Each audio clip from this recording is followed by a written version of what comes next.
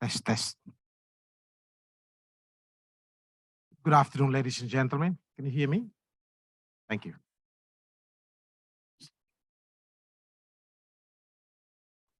Welcome to the first session of the opening of the Trade for Peace Week. Today we have an opening session with the title of Moving Away from Fragility and Conflict, Building Peace Through Trade and Economic Integration. So it's such a great honor to moderate this session. My name is Helder de Costa. I'm the G7 Plus Secretary General of the 20 post-conflict countries around the world. And we have a fantastic lineup of panelists today, starting from our Deputy Director General, Madam Anabel Gonzalez, who will also be providing a deliver an opening remarks, and then importantly she has to leave after that because she has another commitment. But we do have the rest of our other speakers, and also we have two speakers who will join us virtually.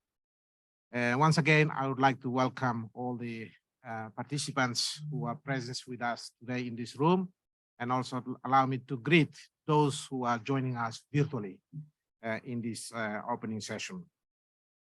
Ladies and gentlemen, today it gives me a great pleasure to moderate the opening of the third edition of the Trade for Peace Week, a flagship outreach event on trade for peace, which grew out of our excellent collaboration with the G7 Plus WTO session, a group supported by the WTO Secretariat, in particular Micah and Anna, and the team who have been very instrumental. And the program itself is now approaching 5 years. I once again thank the group for its sustained effort on bringing this important discussion on trade and peace nexus to the attention of the international community. At this challenging time, most of our G7 Plus countries are facing challenging situations. To name a few: Afghanistan, Haiti, Somalia, Guinea-Conakry, the Republic of Democratic of Congo, and others. And when our cooperation and support to be most vulnerable states is most needed, if not to leave anyone behind.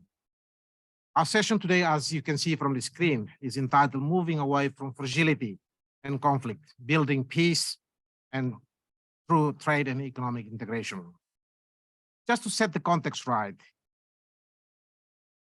approximately 4 or 5 years ago, in 2018, in this building came our eminent person of G7 Plus, the former President and Prime Minister of Timor-Leste, His Excellency Xanana Gusmão, when he spoke about, quote, trade, investment, and cooperation among the countries in the world bring about prosperity and development.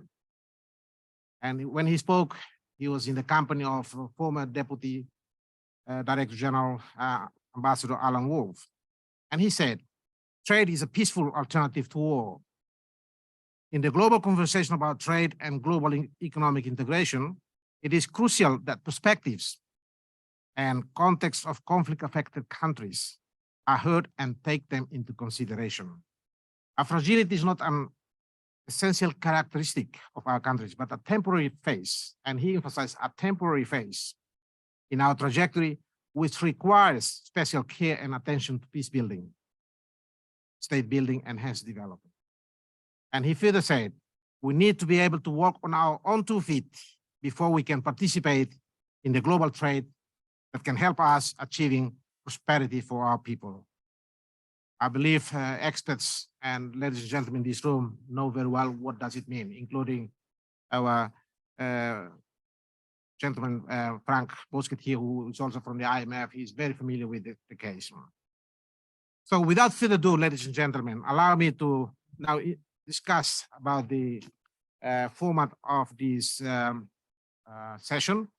First, I will give the chance to Ms. Anabel Gonzalez to deliver a few opening remarks, and then I will invite our distinguished panelists who are here today to also deliver the initial intervention for about 10 minutes. And then we also will invite two other panelists who will join us virtually to join us to deliver the intervention, and then I will open the session for questions and answer. Yeah, and then you will also be able to raise questions and answer. So beforehand, let me introduce our panelists. Ms. Annabel Gonzalez, she's the Deputy Director General of the World Trade Organization, who will deliver opening remarks as well as our distinguished speakers. Speaking from her, looking at her bio, she has an incredible path in terms of her career.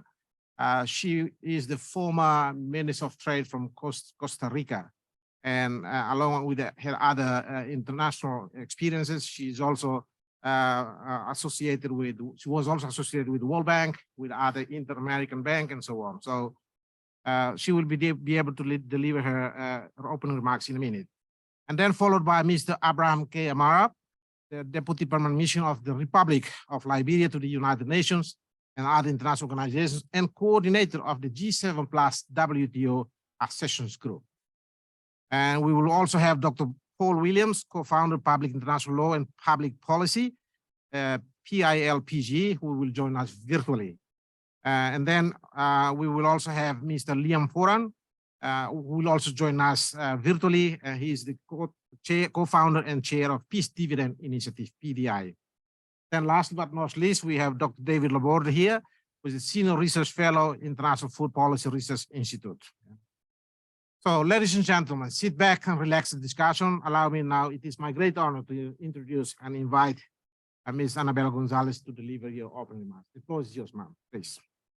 Thank you. Thank you very much, Mr. Da Costa, and good afternoon to everyone. On behalf of the WTO, I would like to warmly welcome you to this third edition of the Trade for Peace Week. It is my pleasure to be here at the opening session to launch this week's discussions on fragility and conflict, building peace through trade and economic integration. An important theme, which has been gaining more traction, of course, in recent years, especially given the poly-crisis that has exposed multiple layers of fragility around the world. Let me also recognize the presence of Mr. Frank Busquet, Deputy Director at the International Monetary Fund, leading the fund's strategy on fragile and complex states. His presence here is a testimony to our interest in further strengthening the collaboration between the fund and the bank and the WTO on fragile and complex states. Today, almost 1 billion people live in fragile and affected states, nearly double the level of 2 decades ago. In these countries, fragility, conflict, and poverty often form a vicious circle, each driving the other. It is estimated that 60% of the world's poor live in FCS. Director General Ngozi Okonjo-Iweala recently said at the public forum of this year, "Our common future demands that we break these cycles. There is a role here for trade." She has also reminded us that trade and peace are completely intertwined in the history of the multilateral trading system. For several decades after World War II, the system has provided an enabling environment to promote peace through economic integration and growth. Yet, we are reminded that the trade and peace nexus cannot be taken for granted. Next month marks 5 years since the 11th WTO Ministerial Conference in Buenos Aires, where a small group of fragile and post-conflict LDCs, called the G7 plus WTO Accessions Group, first raised the matter of addressing fragility and conflict through trade as a systemic issue to the attention of the WTO membership. Their vision, led by Afghanistan and Liberia, was to use the WTO frameworks to build policy and institutions that can foster peace and stability in their country. The group's efforts, including through their accessions to the WTO, have been supported by the Secretariat's program on Trade for Peace, which I shall touch upon in a few minutes. The theme of this third Trade for Peace Week is aligned with the main focus of the group, whose ministers met during MC12 in June. These ministers, joined by several ministers from other members and observers, called for the establishment of an action-oriented WTO work program on Trade for Peace, or FCS, aimed at enhancing the understanding on the trade-peace nexus, including how trade could promote and support peace in FCS. Ministers also stated that the group would submit a background paper on FCS to the Committee on Trade and Development to start meaningful discussions with members. I trust that this week-long activity would lay out the groundwork for this important discussion with experts who have experience with FCS. Let me say a few words on the Secretariat's Trade for Peace program, which has brought together the trade and peace communities to explore how the trade and peace nexus can better work to make a difference in FCS. The program is structured around 4 pillars. 1, political engagement and partnerships. 2, public dialogue and outreach. 3, research. And 4, training and capacity building.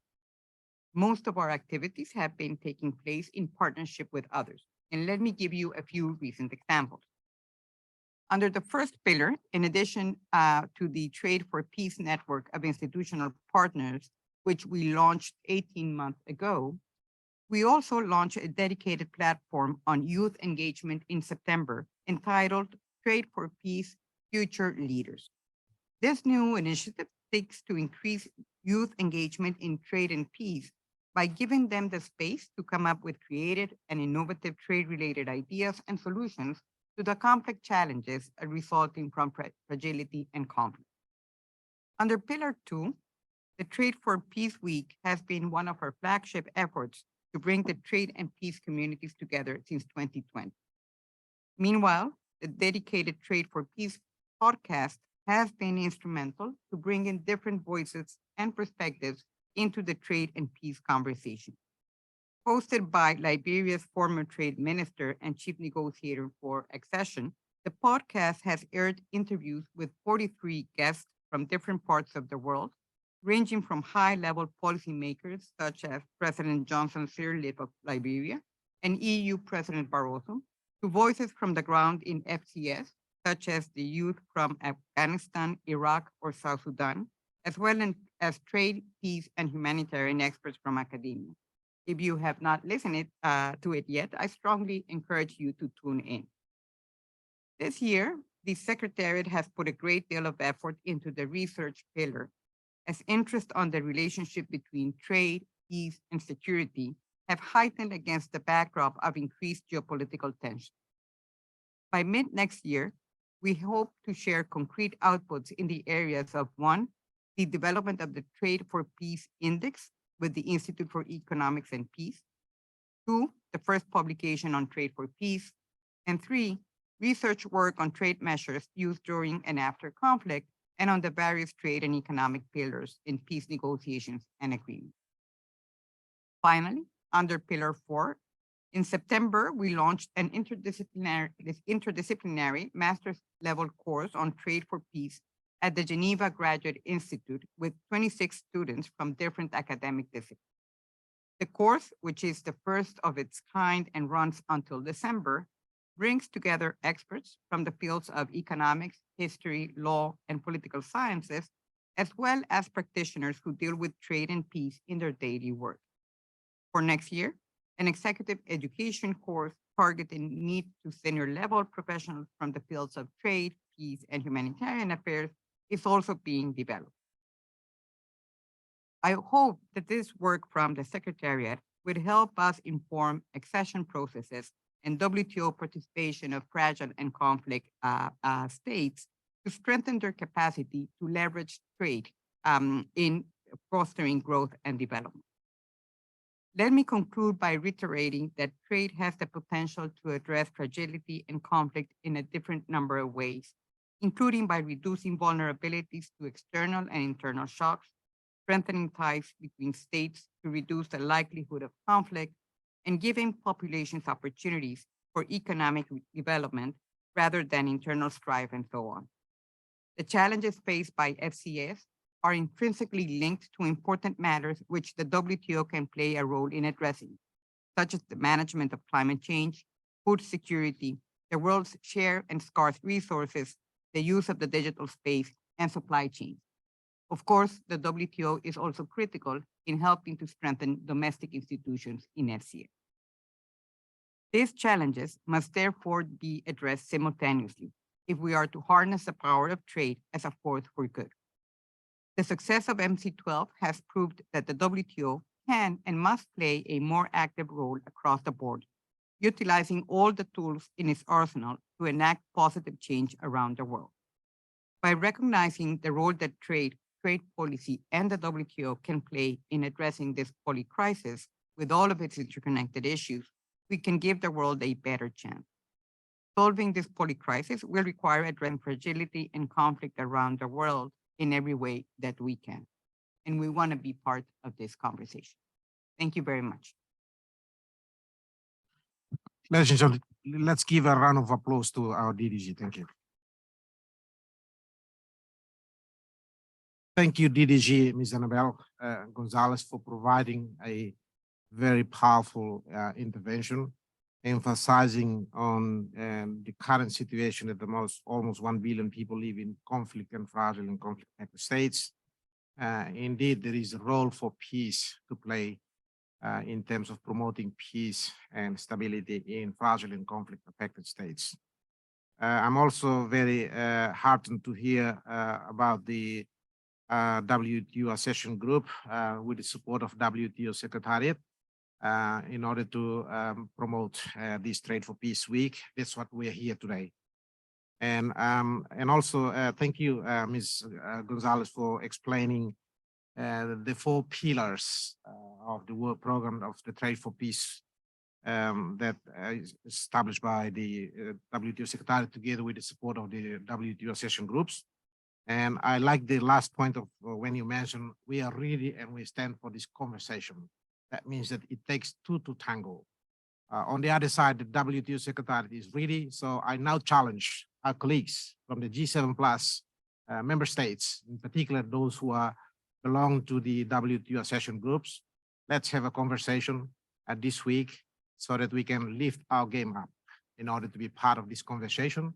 Because at the end of the day, it is peace and stability in our member countries that matters in all of this, in particular with our citizens of the fragile and conflict states. So once again, thank you, Madam.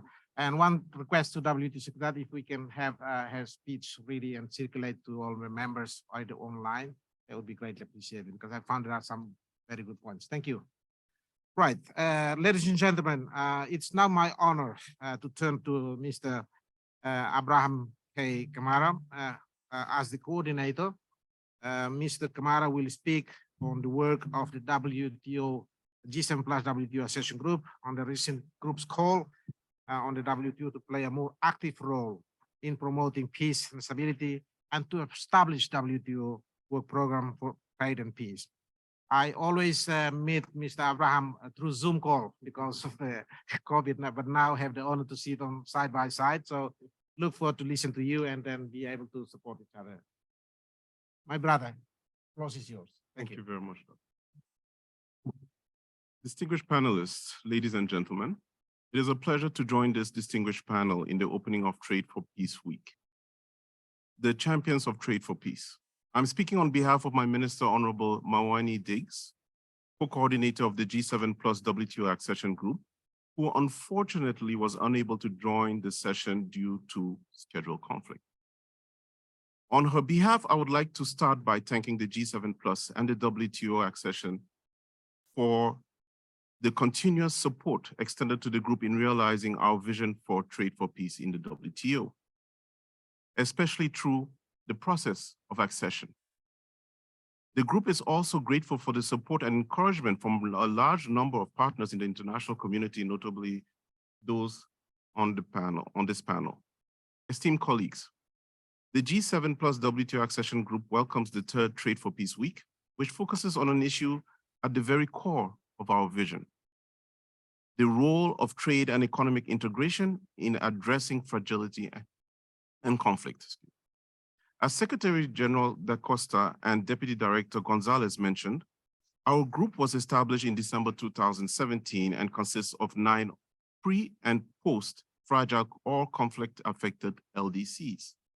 associated with WTO accession. I think you are all very familiar how the Liberia's accession was one of the fastest accession in WTO. This group has been championing the Trade for Peace agenda based on a peer-to-peer support and knowledge sharing.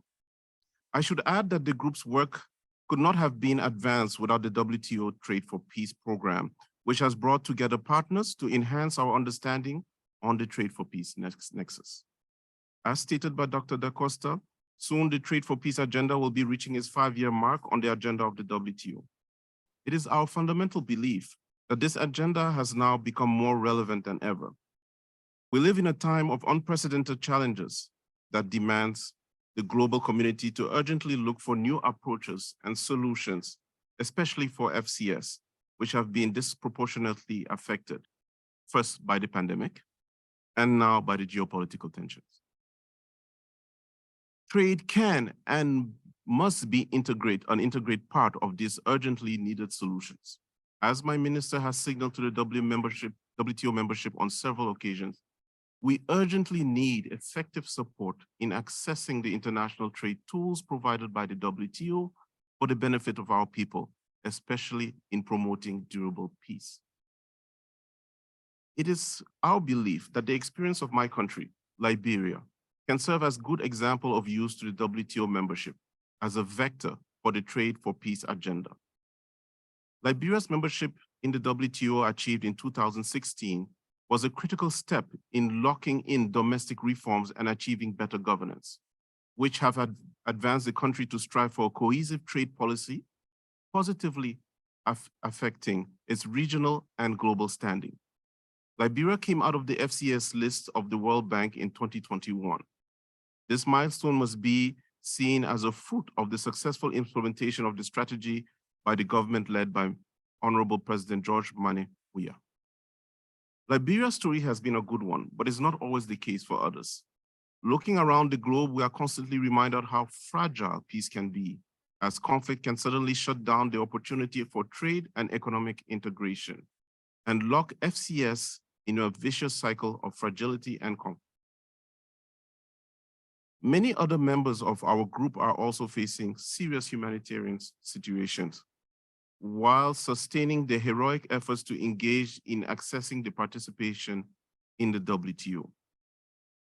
It is against this background that the group's ministers who met in June during the MC12 appealed to WTO membership to develop a dedicated work program on trade for peace for FCS, so that our specific challenges can be addressed through various pillars of the WTO work. The group, supported by a number of the WTO members and observers, strongly believe that this work program would be essential for the multilateral trading system to be more sensitive and responsive to the need of the most vulnerable populations. The group proposal was first circulated in a document WT/GC/W/830 for your reference in October 2021, and then reinforced in the second ministerial declaration circulated in document WT/Min/22/23. The group proposal essentially calls on WTO members to explicitly recognize and encourage the WTO to play an active role in promoting peace and stability. As a first step, the group's intention has been to submit an information note on FCS to the WTO Committee on Trade and Development to start discussion with members. Consultations on the information note are currently ongoing, I'd like to inform you, with the group and with some others, so that it could be submitted to the CTD in early 2023. I trust this Trade for Peace Week will provide a timely opportunity to learn and exchange about the concept, definition, and category of FCS, as well as approaches adopted to FCS by different international players. Following discussion at the CTD, is our hope that a decision would be taken to the group's proposal at the 13th Ministerial Conference. Please allow me once to inform you that tomorrow the group will hold its first gathering in the broader G7+, which has a total of 20 member states, going beyond the original 9 LDCs in the group. In addition, we'll be joined by other FCS as classified by the World Bank. I would like to conclude with these remarks. The group looks forward to productive discussions for the next week. learning from the participants' insight and expertise. Once again, we thank you all for your support. Thank you, Mr. Abraham, for providing the group's perspectives and initiatives on this Trade for Peace, and also the intention to consolidate themselves in order to contribute and to accelerate the WTO accession group. As you can see, Mr. Abraham just informed us that tomorrow we will have a meeting, an expanded meeting, not only FCS, but also other countries that considered themselves, let's say, facing fragility in their respective countries, and we will have a internal discussion and then share experiences and then move forward. Yeah, so we look forward to your leadership tomorrow with the other co-chair of the Timor-Leste one, and hopefully we'll be able to come up and provide very good recommendations to WTO Secretary. So thank you once again for updating us on this information. Ladies and gentlemen, we are doing well in terms of timing. We are still have plenty of time to follow. It's now my honor to invite Dr. Paul Williams, who will join us virtually. Mr. Paul is the Public International Law and Policy group, which he co-founds in providing legal assistance to states and governments involved in peace negotiations. I read his bio that he is one of the instrumental persons to provide recommendations on Nobel Peace laureates when they whether they get nominated. And also, among other things, he also did post-conflict constitutional drafting and the prosecution of war criminals and other important work. So the question to you, Dr. Paul, how do you see the role of trade in reaching sustainable and durable peace? What is its role in negotiating peace agreements? So we look forward to hearing from you, Dr. Paul. The floor is yours, please. Thank you, Dr. Costa, for that very kind introduction. I'm very grateful for the invitation of Mr. Zhang, Micah, and Anna of the World Trade Organization to participate in this exciting panel discussion. And it's a genuine honor to be joined by so many distinguished panelists. As you noted in your question, my focus will be on getting to yes in a peace deal and how trade and the regulation of trade can help the parties get to yes. And then to echo some of the comments of Abraham on how trade integration can build a durable and sustainable peace. I want to first touch on the situation in Ukraine, and in particular the Black Sea grain deal, and then move into some more general observations over the course of my 10 minutes. When looking at the Black Sea deal in Ukraine relating to the export of grain, we find that this trade pact, or this agreement, this trade ceasefire, so to speak, is the only successful agreement in an otherwise very intense conflict dating back to 2014. When you look at the conflict in Ukraine, it is literally littered with the tombstones of previous attempts at ceasefires. There's the Minsk I agreement, there's the Minsk II agreement, there's the Normandy process, all of which have failed. The only successful agreement is for a limited ceasefire to export grain from Ukraine and from Russia to the world. And what's important, there are a number of important elements of this deal. The first is that it's not a bilateral agreement. If Ukraine is seeking to enter into a bilateral agreement with Russia, it's almost certainly doomed to failure. But by the nature of this Black Sea grain deal being multilateral, literally with Ukraine and the world and Russia and the world, which by their very nature, these types of agreements that relate to trade must be, you are able to underpin and essentially create a durable agreement in a very stressful time. It also has the benefit of bringing Turkey into a position of potential mediation. one of the things that the global community of peace mediators scratches their head about is who's going to mediate a ceasefire between Ukraine and the Russians, or certainly who's going to mediate a long-term agreement. Turkey has been able to use this grain deal as a way of, although it's a NATO member, it has some unique relationships and partnerships with Russia, and it has a high degree of credibility with Ukraine. And because it was able to negotiate and ensure the implementation, and even more recently, avert a breakdown of the agreement. If you'll recall, a couple of weeks ago, Russia decided to pull back from the agreement. Turkey did some pretty impressive negotiations, and within 3 days, the Russians were back into the agreement.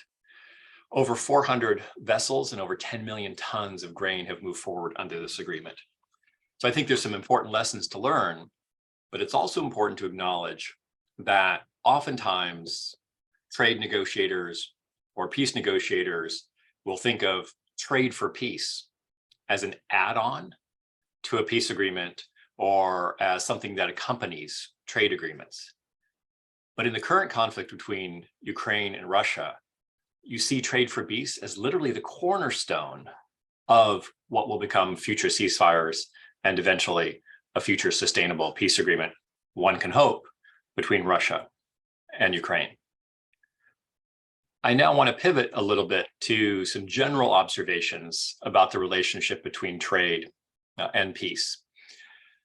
In some instances, trade can actually, in some instances, unregulated and unmanaged trade can become a driver for conflict. You can have elite capture of resources. You can have a disequilibrium of distribution of those resources to either the central regions or a particular ethnic, religious, or political group. It can drive demands for external self-determination, as you see in Bougainville and in Kosovo and in other places, because of the disparity of the wealth distribution versus the disparity of the environmental consequences. In Bougainville and Papua New Guinea, the copper mine was located exclusively in Bougainville, which experienced all of the environmental effects in return for only a small sliver of the remuneration that would come through from basically this investment. You also see non-state armed actors able to fund their non-state armed actor activity, their rebel activity, through the illicit sale, timber, gold, diamonds. One way in which trade for peace can help to minimize these conflict drivers is to bring that trade within a regulatory framework, bring that trade within a rule of law framework, and expose those countries that are tipping into conflict into an infrastructure of fair, equitable, transparent allocation of resources. And so getting a country into a trade for peace framework can help to keep it from tipping into a conflict. Now, if you want to bring a state out of conflict, if you want to tip a conflict state into a post-conflict environment, trade for peace is hugely valuable. Trading these resources that many of these post-conflict countries have, or countries in conflict merging into post-conflict, can provide an invaluable peace dividend. The parties can almost instantaneously see the benefit of trading their natural resources, oil, gold, timber, diamonds, on an internationally regulated market and have that revenue come in as a peace dividend. It's particularly important that a national government is able to generate its own peace dividend, because although the international community is very generous with its development assistance, it's almost always tagged to a particular interest of the donor, be it the World Bank, be it a bilateral donor, be it the European Union, be it the African Union. But if a national government generates its own revenue, it can then prioritize what it wants to implement in a peace process. It also creates an opportunity cost for a return to conflict. If you're a marginalized population with no resources, there's very little opportunity cost of taking up arms, becoming a non-state armed actor. But if you're beginning to receive the peace dividend, if roads are being built, schools are being constructed, salaries are being paid, there's actually a serious economic opportunity cost to return to conflict. And this will cause individuals to think twice about returning to armed conflict. It also tends to chill the interest of external self-determination. And we saw this with Aceh and Indonesia. Aceh was quite keen on external self-determination from Indonesia until they were able to reach a deal on 80% of the transfer of the revenue of oil and gas from Aceh and the exclusive economic zone. And the Acehnese were willing to forego their claim to external self-determination because of the economic benefit of trading those natural resources and the financial resources that were able to come through so that Aceh could be internally self-determined with Indonesia. And then I'll spend my last minute just mentioning the role that trade negotiators can play in a peace negotiation in order to ensure that it is durable and sustainable.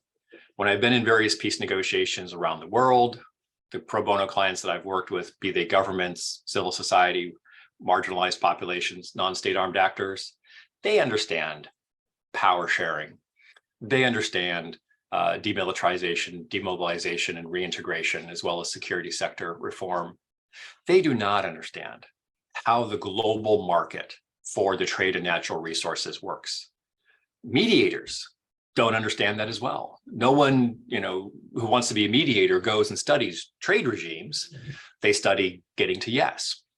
But these questions of ownership, management, revenue sharing, interacting with the international community are highly, highly complex. And oftentimes a deal will break down because the parties simply want to own the resources, which ironically enough is the least important legal question when it comes to natural resources. It's actually how are they managed and how is the revenue allocated once they're extracted and sold on the market. Having trade lawyers in these negotiations helps to solve those questions, and it helps to reaffirm, as Abraham noted, the rule of law and the fact that words matter. So, Dr. Costa, that's my case for how bringing trade into peace negotiations can make for a more durable and sustainable peace. Thank you. Thank you, Dr. Paul Williams. You indeed provided a very insightful observation and analysis and comment on the question that I posed to you. And coming from a member of a fragile and conflict-affected state, Timor-Leste myself, what you just explained, it resonates well to our context.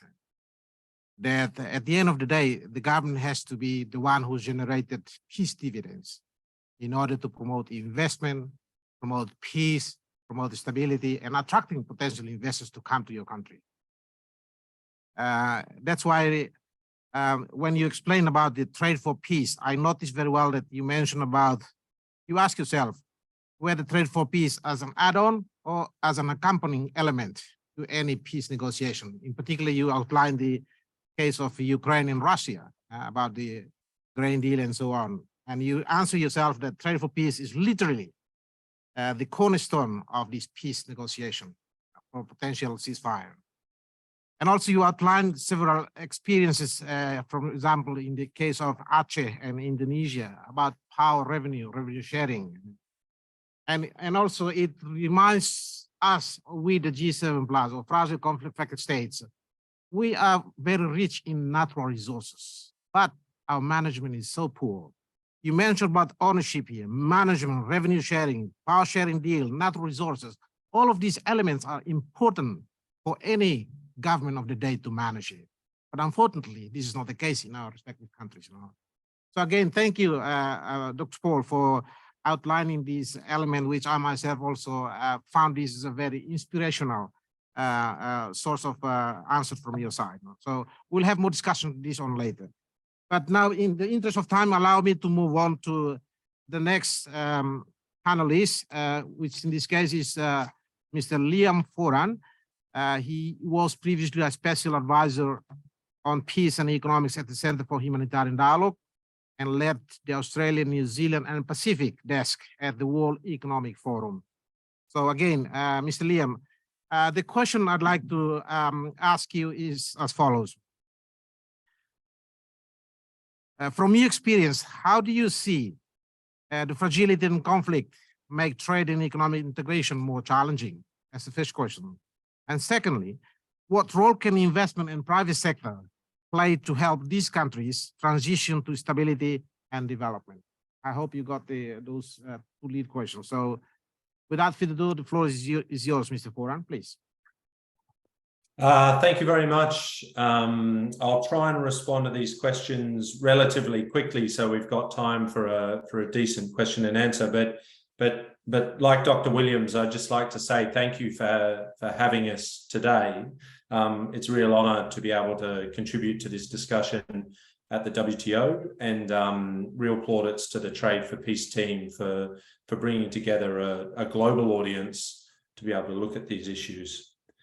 Look, a lot of what have been said, we really agree with. There is a significant historical case on how trade and economic issues have been critical in building peace and stability, particularly over the last 7 decades. We have really seen trade integration drive huge gains in tackling inequality and lifting literally billions of people out of poverty. And they've also knitted together states that previously were, engaged in conflict together in a rules-based order that is pursuing peaceful trade-based means. So I think for us, we really agree with this idea that trade can be a considerable pacifier and a considerable pillar underneath a peaceful world. What I'm going to do is I'm actually going to look at the grassroots and talk a little bit about how the private sector and investment can really help tackle some of these fragile and conflict-affected areas, and how that rubs up against some of the more global issues like extension and the policy development and the research that the WTO is leading. So to do so, I might give a little bit of a history of our organization, not to promote ourselves, but just it mirrors a lot of what Dr. Williams was talking about, which is we emerged from two institutions in Geneva, the World Economic Forum and the Center for Humanitarian Dialogue. And we emerged because of the issue that Dr. Williams was really outlining, which is that, for the last 20 years of peace negotiations, they were working towards a yes. And there was no sort of coherent body that was integrating private sector actors and trade issues into these agreements. And what happened with peace agreements is they fell apart for many of those reasons that Dr. Williams outlined well. The arrival of the peace dividend was delayed or imperfect because either at the policy or state-based level, the benefits of peace through inclusive use of natural resources and things like that didn't arrive, or at the grassroots level, that the non-state armed groups, the sort of combatant level, they didn't see the gains from peace. And so there was no opportunity cost for them to go back to conflict. So we really emerged to try and tackle that issue. So from the peacemaking side, it was really to try and understand how we could incorporate trade, economic issues and private sector actors to support the huge efforts that go into negotiating peace. And then on the investment side, it was really trying to understand why investors were struggling to get access to deal flow and pipeline and actually deploy capital in fragile and conflict affected states. And so I think, we're about 18 months old and I think we've learned a couple of things. So one of the big positive moves over the last 2 decades has been, I think, 3 things. The first one is that technology is now omnipresent, and an entrepreneur anywhere in the world can get access through a smartphone to capability, to markets, to customers, to being able to build a business. And so that has really been a shift of the last 10 to 15 years. And we really see that, you know, we work in Liberia and Colombia and Ukraine and Syria and Yemen and many fragile and conflict affected states. And what you have emerging is a real entrepreneur class that has access to almost the same tools as entrepreneurs in more developed countries. And that's a real pillar that can be built on. The other big change is that capital is very mobile as well. Again, alongside the big uptake in technology has meant it's very easy to transmit the capital that you need to build a trading business. And then I think the third shift, which is just starting now and gaining pace, and you've seen a lot of this with the recent COP meeting, is consumer sentiment is going rapidly towards true sustainability. They will not put up with greenwashing or peace washing or anything else. Consumers have access to data and they really understand where their goods and services are coming from, and they're going to look for genuine stories, and they want to back, you know, entrepreneurs from conflict and fragile affected countries. So what you have there actually are the solutions to a range of, let's say, the technical and capital impediments that have been holding back, you know, economic growth and trade, and therefore keeping, you know, economies stuck in that loop of conflict and poverty. The two things that we've found that are inhibiting, you know, the integration of those entrepreneurs and those markets into the global system at the moment are trust and access. So one of the challenges in really conflict affected areas is trust. Your investors are struggling to find and trust entrepreneurs that they can back, and the entrepreneurs themselves, particularly those who've come out of a conflict type setting, are really wary. And so you have to work quite closely to actually build trust at that entrepreneur level.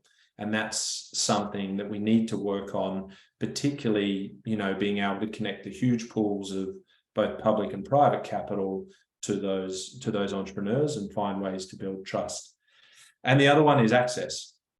You know, it's very, very hard still with all this information and communicative ability for investors to access deals and pipeline. Now, part of that is because the global financial system is built really around development finance institutions and big pieces of capital to build big projects. And the real peace supporting capital injections probably happen at under $5 million transactions and potentially even smaller. So somehow we have to find a way to solve, you know, that access gap. But the good news is there are lots of really hungry entrepreneurs who are really keen to build businesses, who want to integrate into global markets. This idea of sort of a micro multinational, that an entrepreneur can emerge from anywhere, is something that we've actually seen and demonstrated. And I'll tell a little story. This is I'm just holding it up to the camera now. I hope you can sort of see it.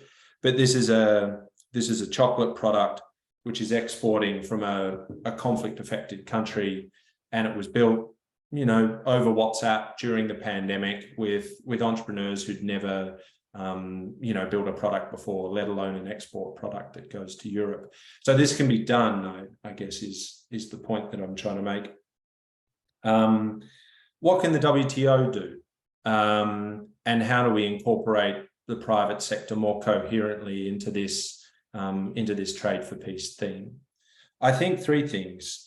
For me, the accession process is fantastic in and of itself, but it also changes the sentiment around the country for investors. So if you are a big investor and you're looking at a state that is on the path to accession, that then stops it from being seen by investors as maybe uninvestable, and they start to take notice of it. So that is something that we've seen that I think the WTO could really build on to incorporate investors in the private sector into it. I think the second thing the WTO can do in a big way is really to make the case of trade for peace and continue making it. There are going to be a lot of headwinds that come at global economies, particularly sort of climate change is going to put a lot of natural resources like water under pressure. We're going to need strong institutions over the next decade, and we're going to need institutions that stand up for tried and tested methods of international cooperation.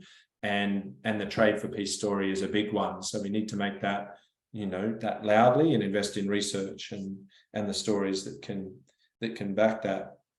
And then the final one, I think, is to engage with the private sector deeply.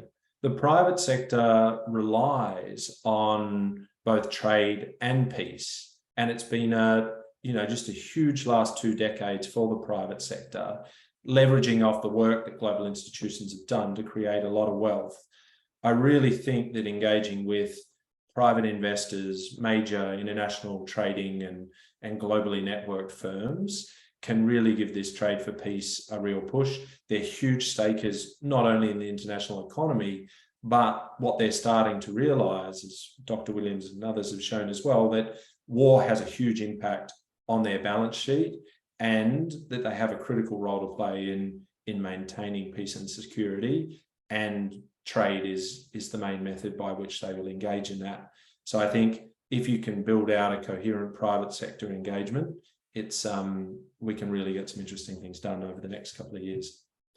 So that's it. That's just a few impressions. Thank you very much for having us, and really looking forward to the conversation this afternoon. Thank you, Mr. Foran, for your insights. I believe Mr. Foran has provided us with the sufficient answers on the 2 questions posed to him. And I remember, by way of highlighting, there are 3 big shifts that he outlined in terms of technologies present ever. And the second one is the capital is very mobile nowadays. And the third one is consumer sentiment is moving towards sustainability. And also he offers several actions for WTO to do in terms of engaging heavily with private sector. And there is a strong imperative for institutions to grow further in the next decade. And therefore, it's high time to engage more deeply with the private sector to engage in investment. So thank you again, Mr. Foran. Now, it's now my turn and honor to hand over the floor to Dr. David Laborde. Dr. David Laborde joined the Institute for Food Policy Research Institute, IFPRI, in the United States in Washington, D.C. in 2007. He's a senior research fellow in the Markets, Trade and Institutions Division, and the team leader on macroeconomics and trade for IFPRI. The question I have for you, Dr. Laborde, is that from your experience from this institution, what value added can you see to add to this discussion that we are having today? And also, please offer some solutions. Thank you. The floor is yours. Thank you, Mr. Chair. And we'd like to thank the WTO Secretariat for this opportunity, and to all the distinguished speakers and delegates to be here. I'm going to use a few slides, and I'm going to start by taking a step backwards, actually.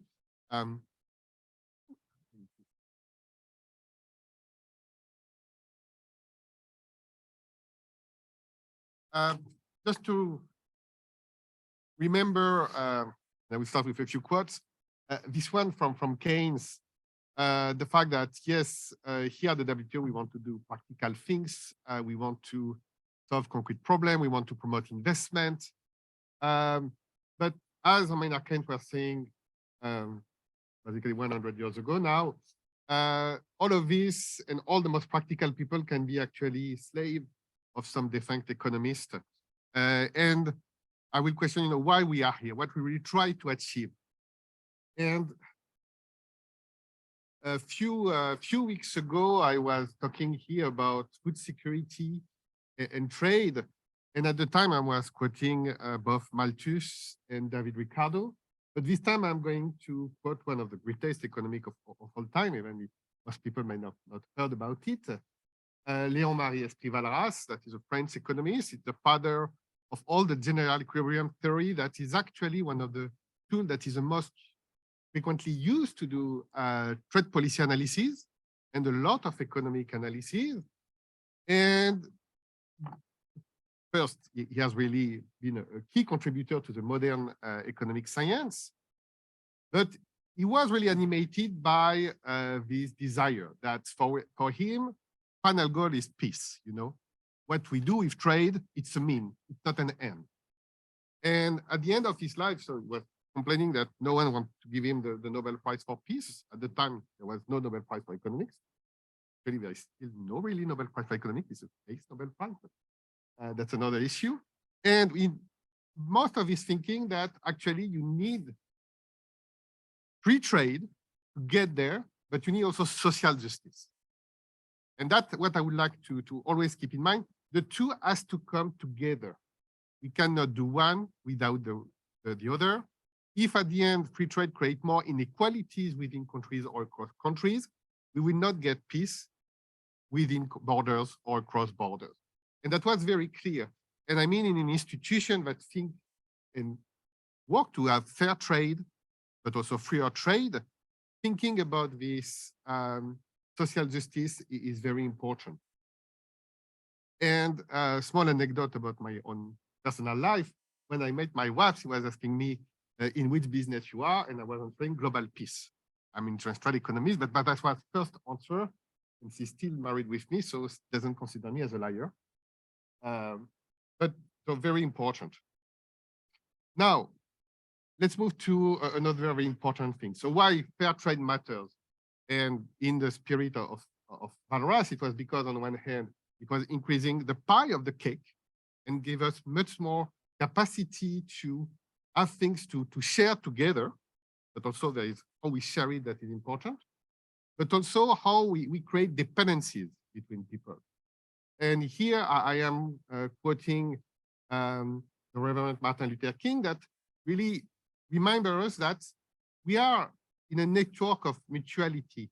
You know, this fabric of destinies, we are interlinked together. And when we start to think at the world of being interlinked with each other, you are much more careful about what you do, because to some extent, if you are very cynical, you can think about payback. But in a more practical way, if you hurt the fabric, you hurt yourself. And trade is about creating these links, making sure that we are on the same fabrics. And the more links we have, the more dependent we are, the less harm we want to do to each other. And that was part of some of the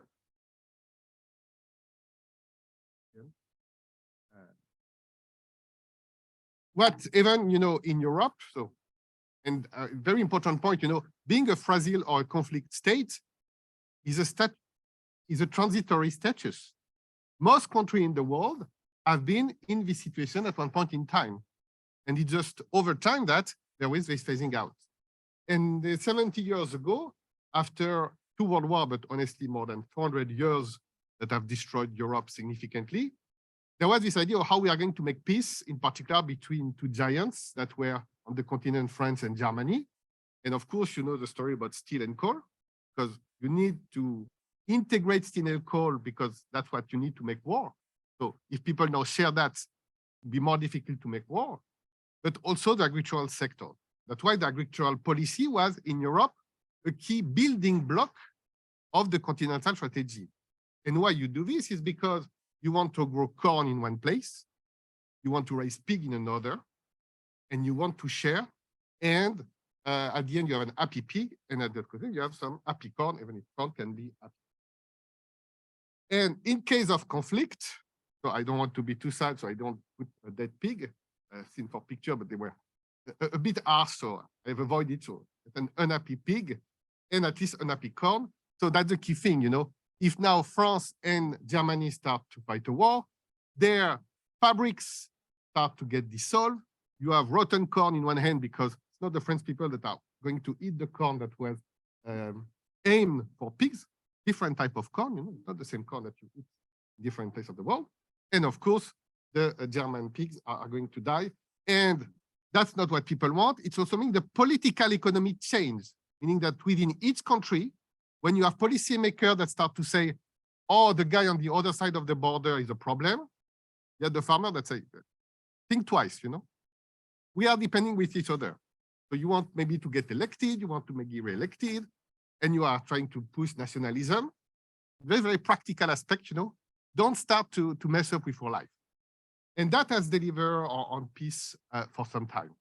But you also see here start a first story about, you know, what trade really matters to make peace is this integration of value chain. It's not just, oh, and if I agree that the dividend for peace on natural resources is important, actually what we see is some countries that just rely on natural resources cannot be the most trustful partners. And unfortunately, even today, we can see it, you know. But at the opposite, countries that are integrated in value chain within the food system or others are much more important. And why I'm talking about food security and the food system is also something you cannot delay. Every day people have to eat. Every season you have to deal with something with your harvest. So even a few months of disruption in the food system can have drastic consequences, and as we see today. So that's why, you know, having this web of destiny in the food system help us to, even when we disagree, go through some crises together. Now, when we talk about food security, peace and trade, there was a piece on The Economist a couple of weeks ago that also start to show how, at the opposite, when you have conflict across border or within border, trade and food trade can be impacted, and that leads to more food insecurity. At the opposite, farmers need peace, ranchers need peace, and if you want to have good food security and a good food production system, that's important. But you also need trade to rebalance demand and supply for the consumers, for the producers. Because in many cases, you know, agriculture is a very stochastic activity, depending on the weather. So one day you will have a very good year, and the next a poor harvest.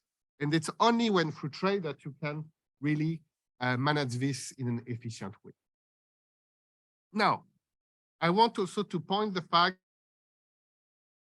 that in the world we live today, there's conflicts and fragility, but a lot of the same economies are already impacted by climate change. And the two have very similar effects. They are disrupting trade. Of course, if you have a blockade, if you have people attacking, cutting roads, and bandits looting things, that's a problem. But also we see now river drying in Africa and in Europe this year, disrupting trade. You see that during conflict, fields are burned, livestock are killed, some population and farmers are displaced. You also move disease during conflict. Also, when you have flood and climate shocks, you also have disease that can kill people, but also kill livestock. So a lot of similar aspects. And of course, you move people and you create refugees with conflict and climate refugees.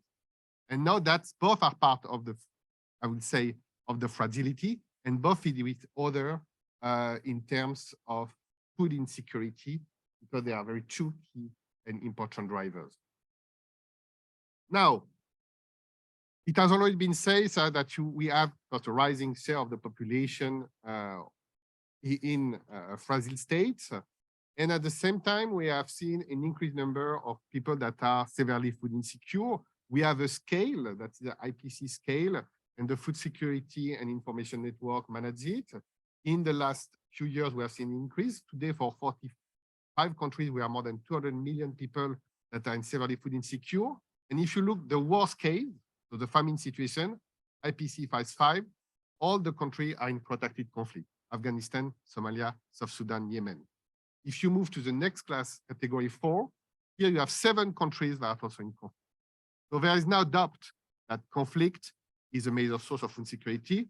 So alleviating the pressure coming from conflict is a necessary condition in many cases to address food security concerns.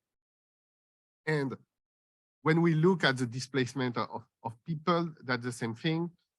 Just to say that, you know, today, when we think about displaced people, most of the displaced people from conflicts still stay within their own border.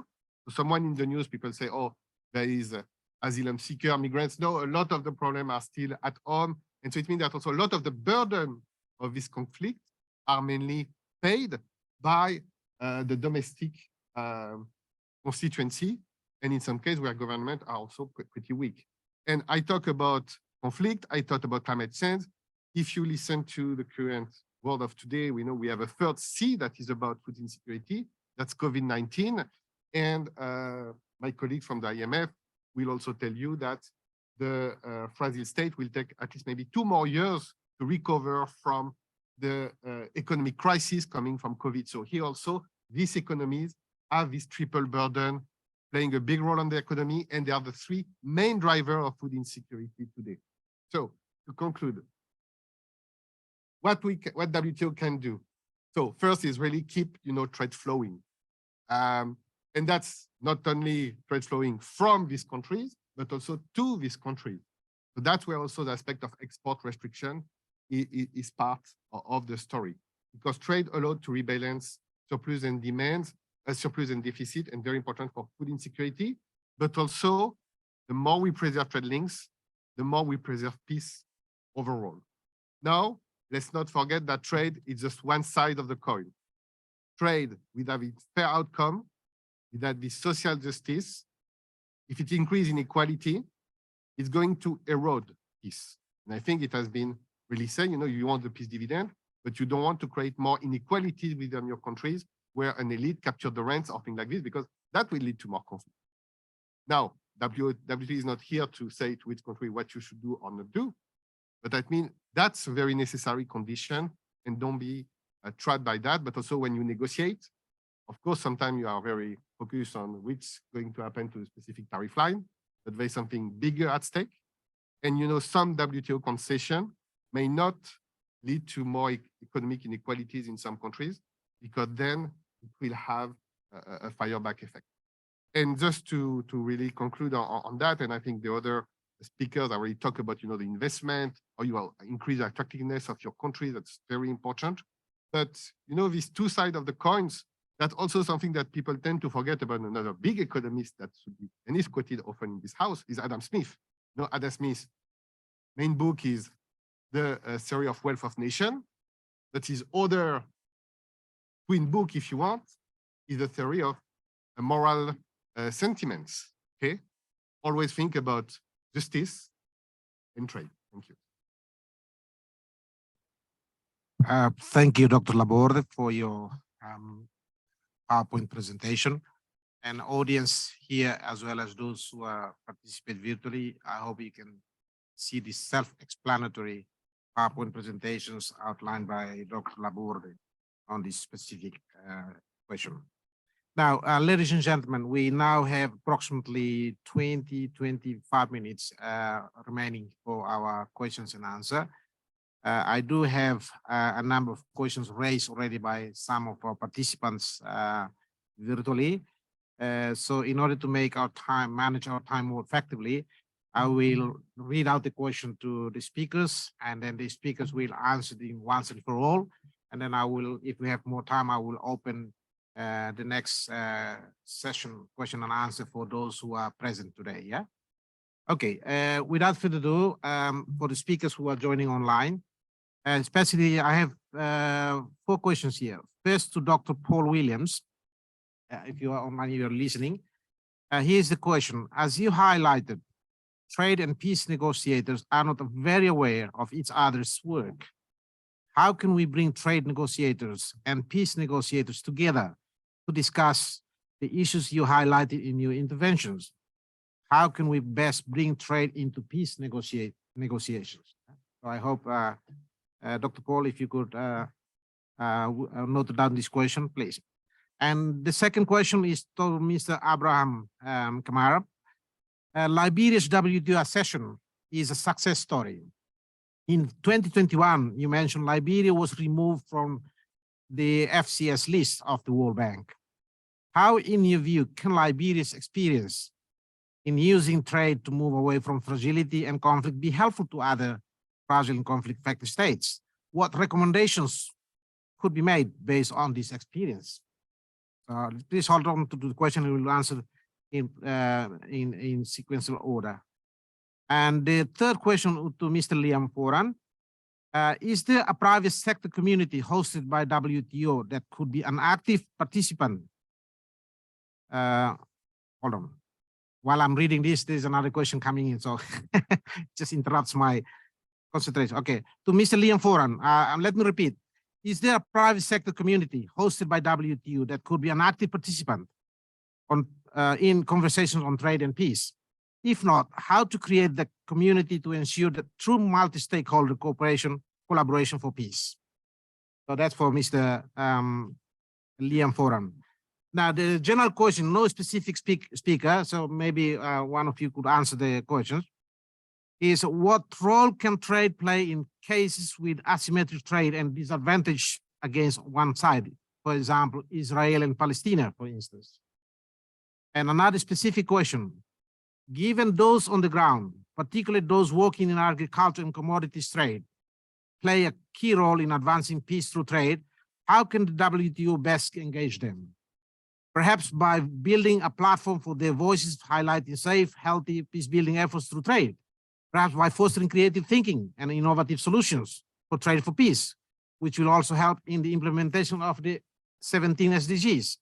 These solutions could also perhaps attract greater involvement from investors to collaborate and fund.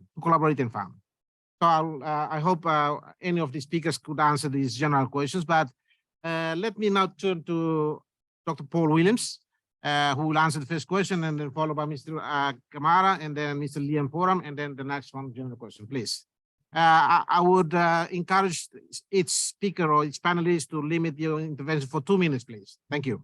All right. Great. Thank you, Dr. Costa.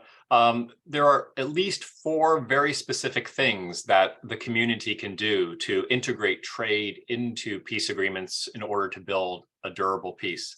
The first is events exactly like this whole notion of trade for peace, putting it into the vernacular of the trade community and the peace community, so that peace negotiators, trade negotiators are thinking trade for peace, and they actually know what it means, and they know and they can identify its value.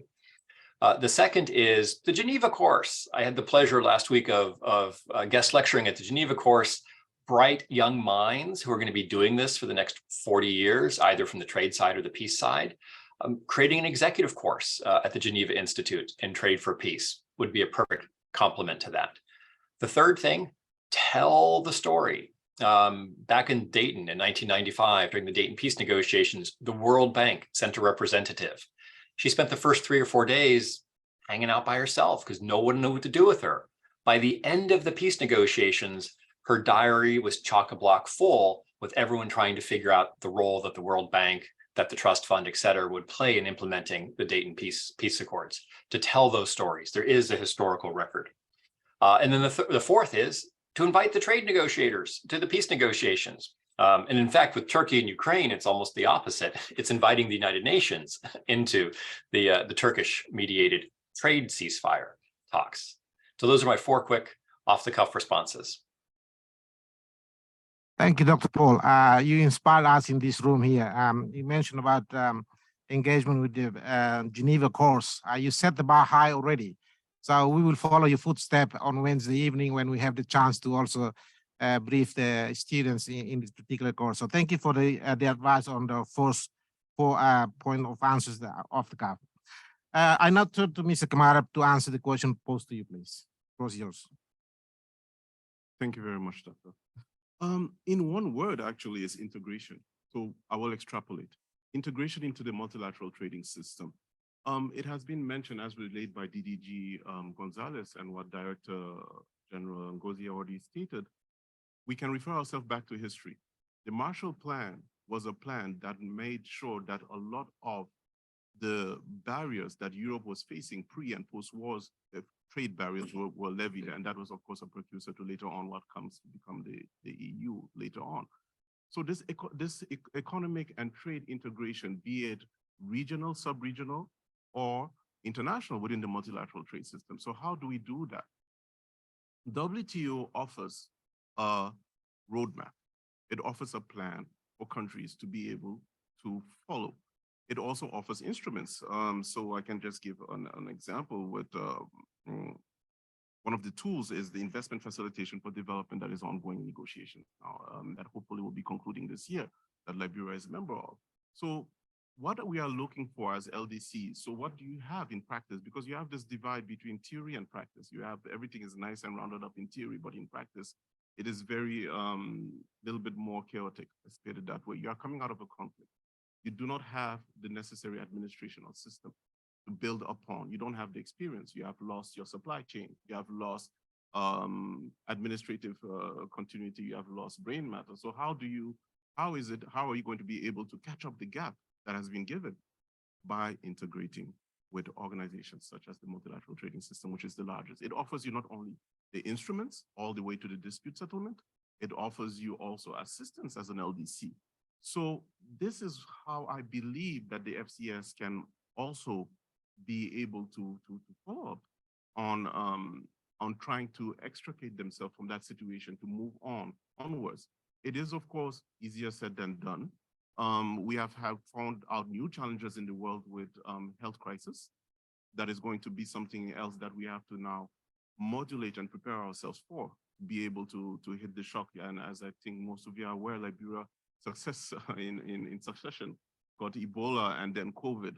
So this is something that we are learning, trying to adapt. But honestly speaking, it is the integration and the belief and the trust in the multilateral trading system that will eventually bring you out. And also diversification. I mean, for those that are acceding, there's not only those who have acceded that are the example.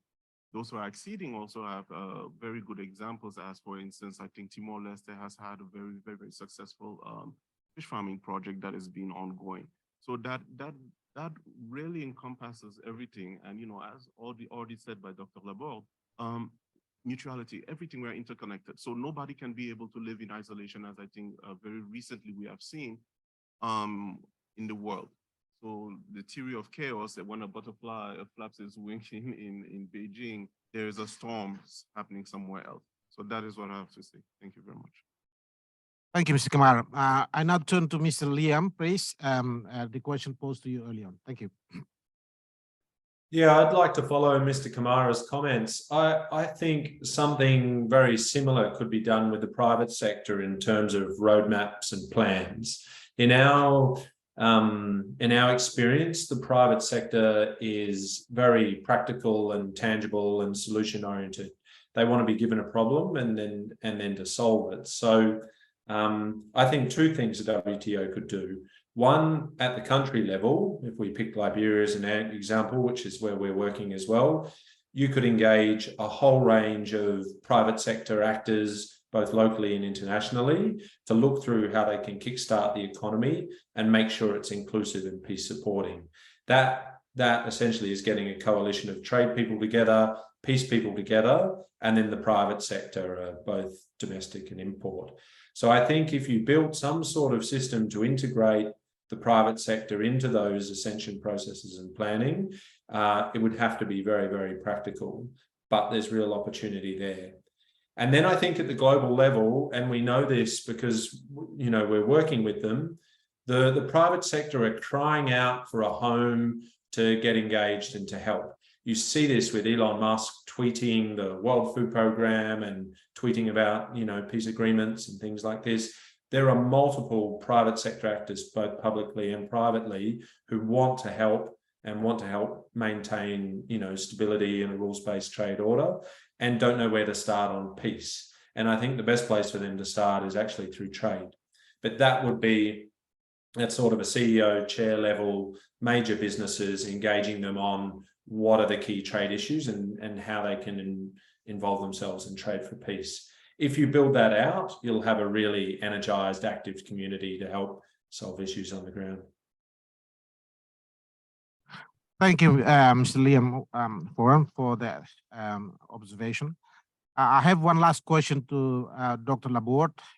How unprecedented is the global food insecurity that we are witnessing, and what can we concretely do about it to help the FCS, please? The floor is yours, very quickly, please. Thank you. I'm going to start to address also the general question about the asymmetry of power between negotiation and parties. I will say that's where the WTO should rule and shine. I mean that when you have a big fish and a small fish, and that's where you want the rule of law. That's where you want to bring it in a multilateral framework where the same law should apply to everything. And you have also a peer pressure, peer control about what the big fish may want to do. So that's where I really think that it's very important to have such an institution that contribute a lot. On the food insecurity aspect, yes, we go through a very tough year, and it's particularly extreme for the fragile state because they are suffering from this triple C, and the economic crisis coming from COVID, the climate shock, and the conflict. So what can be done first, on one hand, what some of the financial institutions have started to do about this new windows at the IMF on the food price shock to alleviate the external pressure for countries that import food and need to continue to import food. So there is this financial response. Then there is at the WTO also the discussion on export restriction with during the last ministerial, the decision to avoid that WFP, so World Food Program shipment, to be targeted by export restriction, but actually we want even to go beyond that. We want that all shipment to LDCs and to fragile states should not be targeted by that, because if I take the example of Yemen, half of the import are done by commercial interest, and this year, some of these shipments have been blocked by the other WTO member. And that's a big issue for a country that is in a dire food insecurity situation and doesn't need to have this on top of that. Now there is things that have to be done at the more within the borders. And here, unfortunately, I can just say it's peace and security. If you cannot go make 200 kilometers, that's a necessary condition. And just if you allow me to conclude, food insecurity and conflict have a tremendous cost on women and children, and we should not forget about them. And so some of the answers also have to be designed to tackle them. And of course, when we think about the trade response, that's where we want to make sure that trade is inclusive for them too, and respectful of them too. Well, thank you, ladies and gentlemen. Unfortunately, time is not in our favor, so I'll have to come to the conclusion, but allow me to invite you once again to give a big round of applause to all our panelists, please. And allow me to, as a moderator, to thank to the audience for your questions and your presence today. And thank you once again to our panelists for your insightful remarks. I believe this brings us to the end of this session. I'd like to thank all the speakers and participants for your insightful exchange. It has been illuminating, informative, and very relevant to our Trade for Peace Week session this week. As the Trade for Peace Week continues throughout the week, which is now open, 4 more panels throughout the week will explore the questions of definition and concept of fragility and conflict and their relevance to the WTO, exchange on regional perspectives, and focus on specific cases of Somalia, Comoros, and Timor-Leste. The last 2 being close to becoming WTO members next year in 2023. I encourage you all to attend these sessions and to continue participate in this forum discussion. To keep you updated on the events of the week, please follow at Trade for Peace on Twitter and LinkedIn.